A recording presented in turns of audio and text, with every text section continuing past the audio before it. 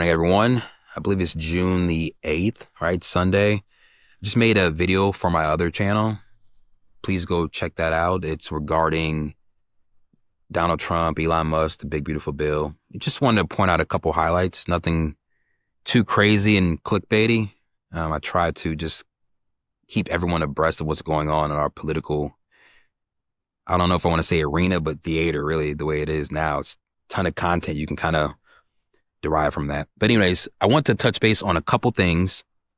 A recent article on CNBC came out that it takes about 120 grand a year to live comfortably in the U.S., especially depending on where you live. I would say places like, New York, Chicago, California, especially the New England area, it takes a lot of money to live comfortably, right? And take care of the things you're supposed to take care of. But the end of 2024, I believe, the average individual made about $62,000 a year compared to places like, let's say, West Virginia or Georgia or Florida. They're saying, hey, it's going to take you about 80 grand a year to live comfortable. Now, a little story time here. And I'm going to wrap all this together.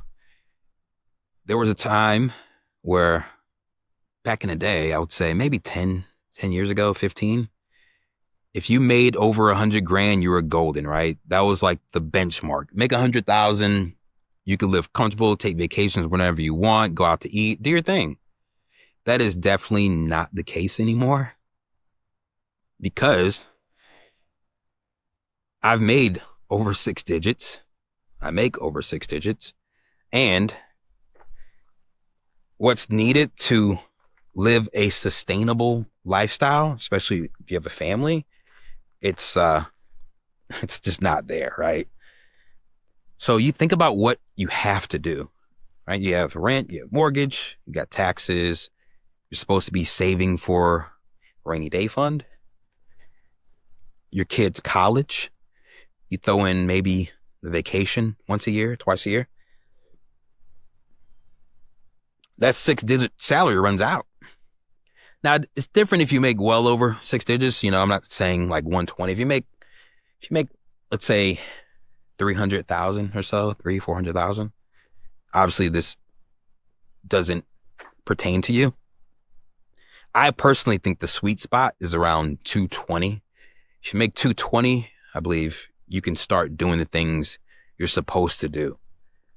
Because let's face it, there's a lot of things we're supposed to do and we don't do it because you make do with what you have. There's a time, I want to say it was maybe 2012. I believe I was making around 80 grand a year. And I was just doing what I was supposed to do, right? Taking care of my bills and the necessities. But I wasn't really saving for a rainy day. I wasn't saving for a kid's college fund. I wasn't doing none of those things. I was just really using my money to pay for things that's affecting me right now. Because that's all that mattered, your day to day. That's what's on the front of your brain. That's what's ahead of you. But then when I made over 6 digits, that was at the point where I really started realizing, man, like I was not doing what I was supposed to be doing, putting that 401k match, saving for kids' college, saving for the vacation, saving for the rainy day fund. I wasn't doing those things because at the time I didn't have the resources to. And then when I did finally make 6 figures, well, guess what? It was like, now I have the money to do what I'm supposed to be doing. And it was like, man, when you realize that, you're like, okay, this is for the birds, right? I need to make more money. And that's just something personally I've seen that affected me and in my journey. Because remember, there's not like a guidebook to this, right? We're all learning, we're all growing, we're all trying to figure out what to do. And there's always ways to improve, especially when it comes to spending. You think about your professional career.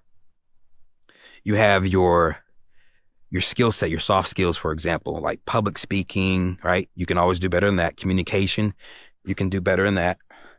There's accounting, there's a bunch of different things that you can do to kind of improve a lot of the soft skills that you currently possess. Well, it's the same thing, not just professionally, but personally as well.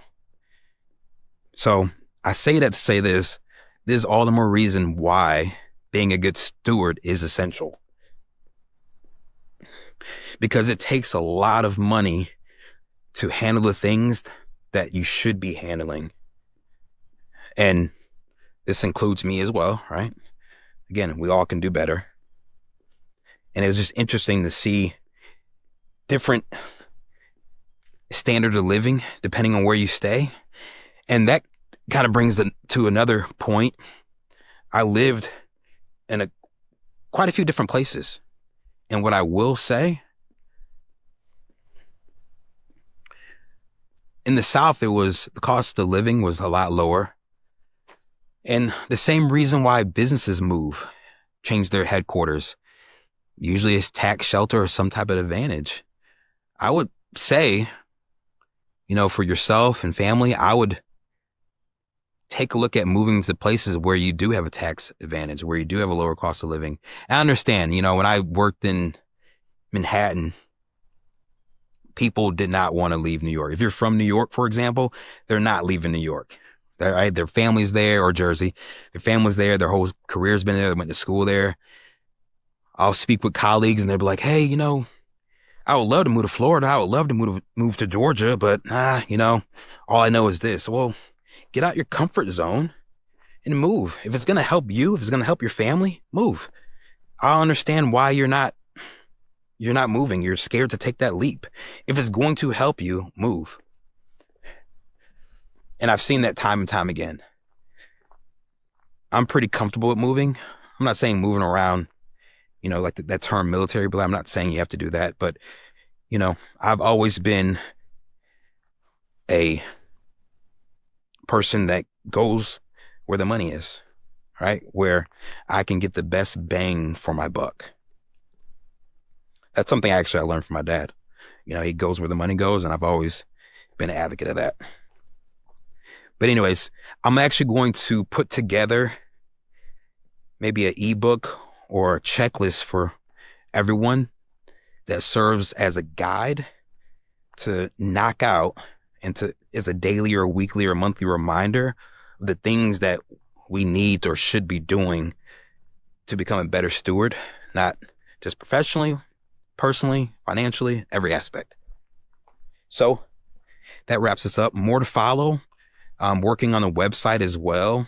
It'll be TyroneHarrison.com, and it'll be different pages on there where you can get to the Fishers of Men, the Good Steward channel, and my other page. So a lot of things coming into the works soon. So appreciate you all. Enjoy the rest of your day. Talk to you soon.